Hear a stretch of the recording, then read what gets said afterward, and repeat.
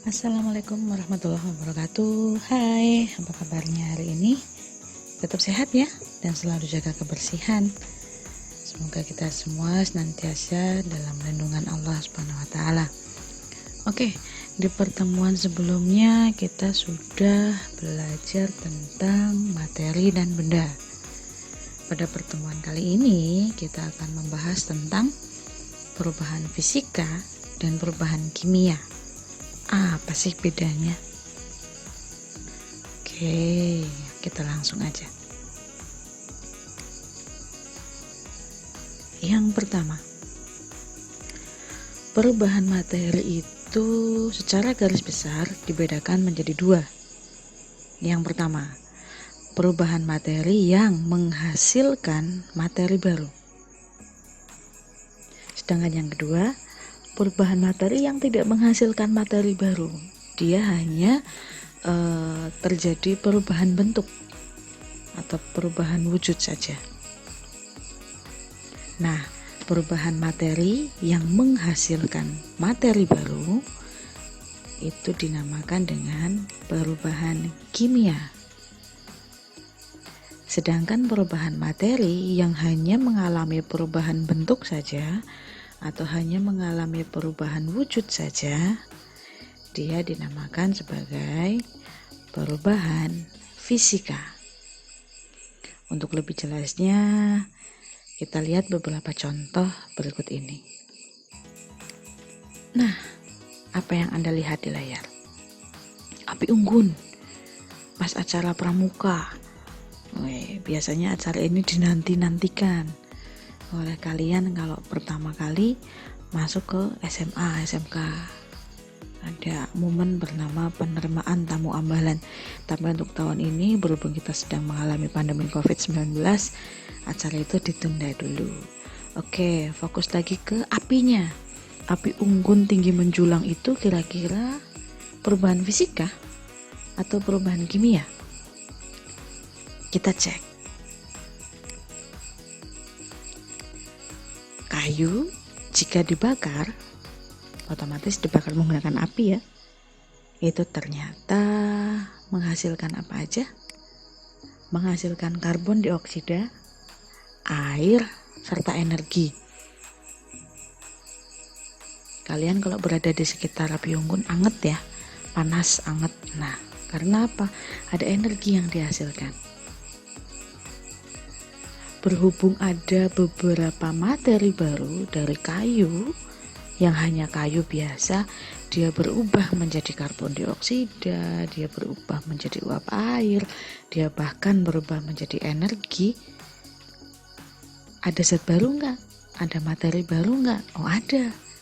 Maka proses pembakaran kayu ini pada api unggun tadi masuk ke dalam kategori perubahan kimia. Lanjut. Duh, gambar apa ini?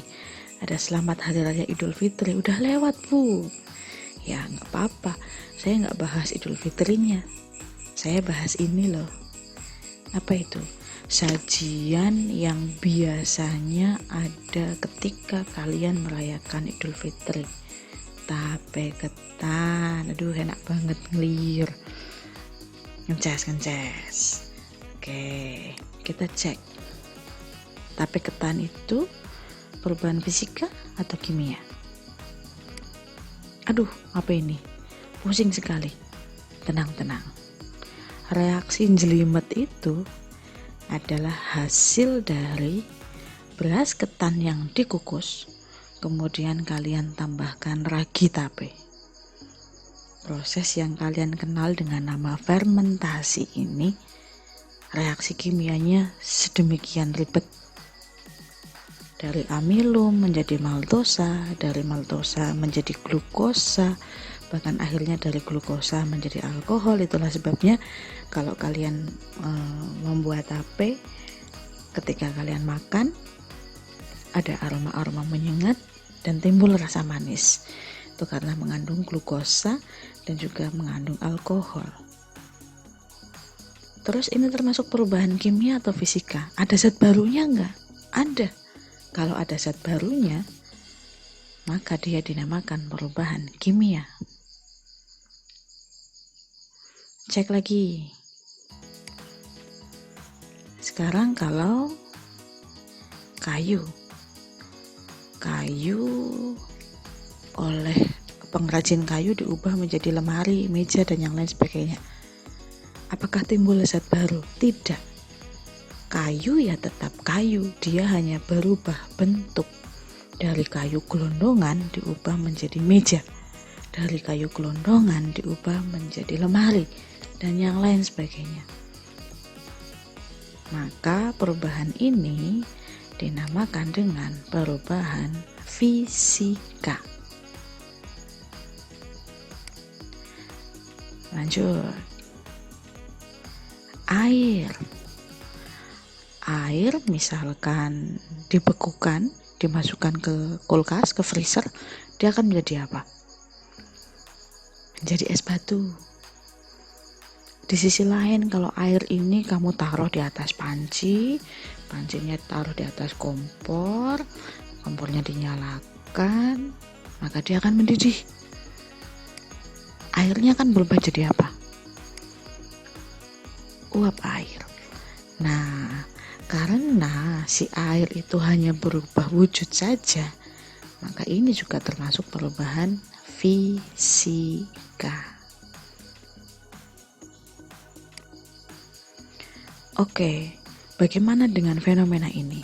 Beras yang diolah menjadi nasi, petasan yang meledak, kapur barus yang menyublim, gula yang larut dalam air.